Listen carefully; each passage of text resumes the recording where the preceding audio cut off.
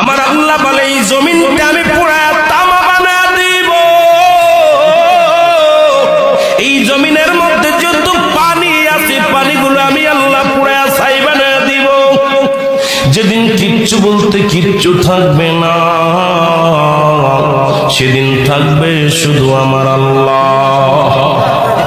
আজকে কার জন্য সুদ খাও, কার জন্য ঘুষ খাও, কার জন্য ব্যভিচার করো, কার জন্য অন্যায় করো রে মন, কার জন্য তোমরা এত বাদই করো।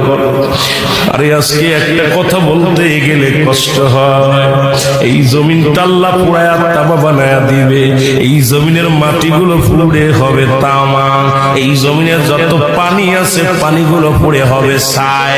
এই দুনিয়ার মধ্যে কিচ্ছু যেদিন থাকবে না, ওই তুরস্কের কত বাহাদুর, কত টাকাওয়ালা মিনিটের মধ্যে